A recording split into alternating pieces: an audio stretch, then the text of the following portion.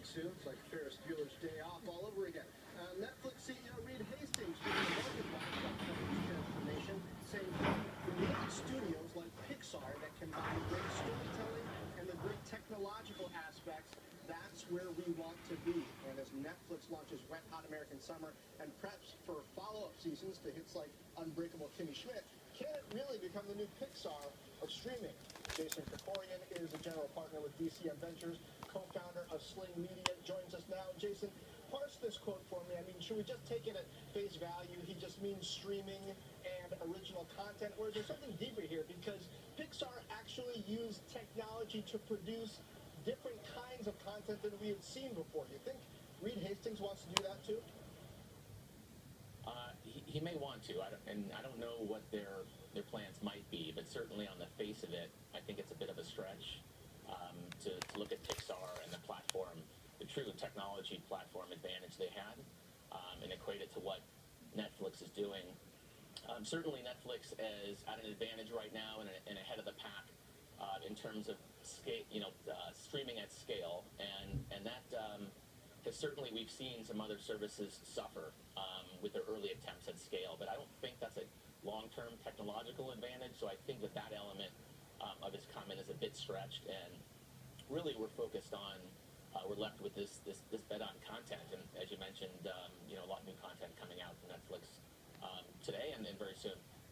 Jason, you were a founder of a company that some could say is sort of a predecessor to the rise of all of these streaming services. Sling TV, it was all about time shifting, and now you have almost the commoditization of the streaming technology, so it seems like whether it's HBO or Showtime's new standalone apps or Netflix, it's all about differentiating with original content.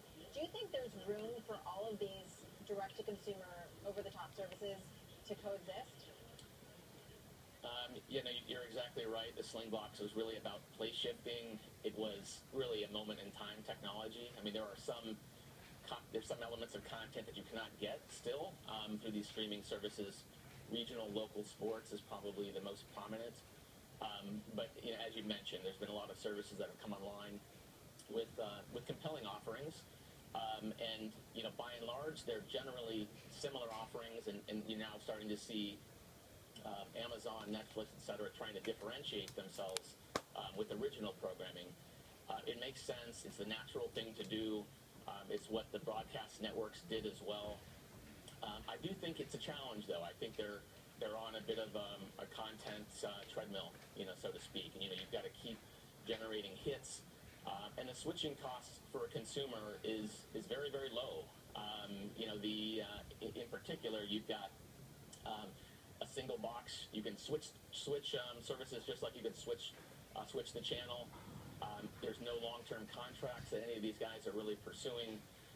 And of course, with the availability of all the programming all at once, there's the opportunity for binge consumption. And of course, you can get a lot of the value a consumer can and then switch to a competing service. So yeah. I think it will be, the early stages are going to be around original programming. That will be the differentiator. But I think long-term, these companies will need to look for other structural advantages in customer acquisition and retention. Jason, you mentioned sports, and we're coming off of their presentation at TCA, where they didn't seem to demonstrate huge interest in going after live sports rights. We always wonder at this table what would happen to the value of leagues, the value of sports teams, if a Google or a Netflix or a Yahoo bid for a big game in a big way. Do you think that's going to happen?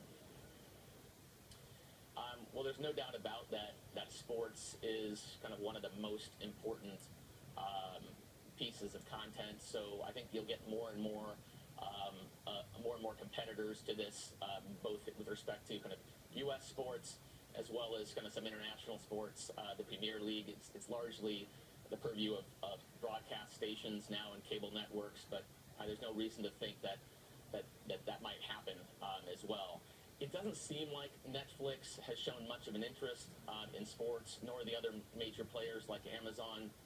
I do think that might be a genre where there's a company that emerges that could take a bit of a lead. There's a few young emerging companies like Fubo TV out of New York that are promising, but we'll certainly see.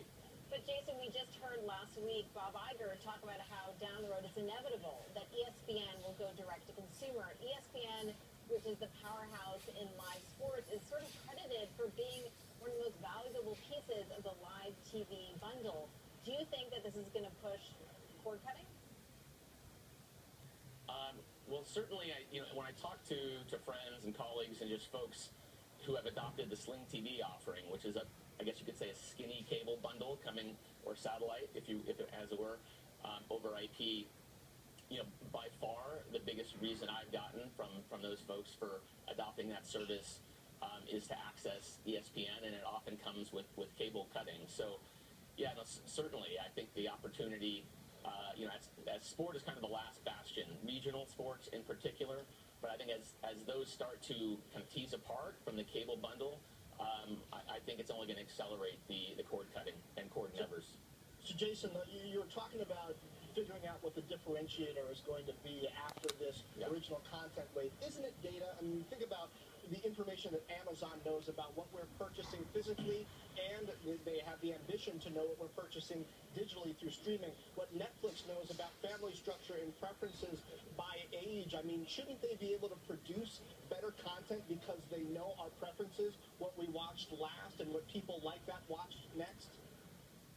I think there's no doubt. I think data is a massive advantage, and you certainly can put Netflix and Amazon as the folks that have the most of that asset and expertise.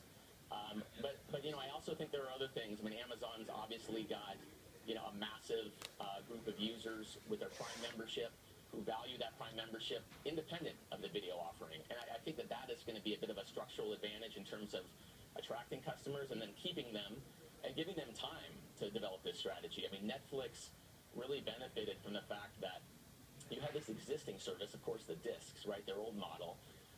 And when they first came out with the streaming product, it was actually mediocre at best. But it didn't really matter, right? People stuck with it because they liked the existing service, and it grew, right? And they matured and have become quite a great service. I think Amazon will have that same flexibility and plenty of resources to continue to push down that direction. I'd also add that I think Apple, even though they're late to the party here, it's still quite early. And I think that most of what the discussion has been about has been around content and differentiation of content. And as I mentioned before, I think that's hard to sustain. I think gains in content area could be short-lived. And I think one of the things that I really like about Apple's chances is just their ability to take advantage of the device ecosystem.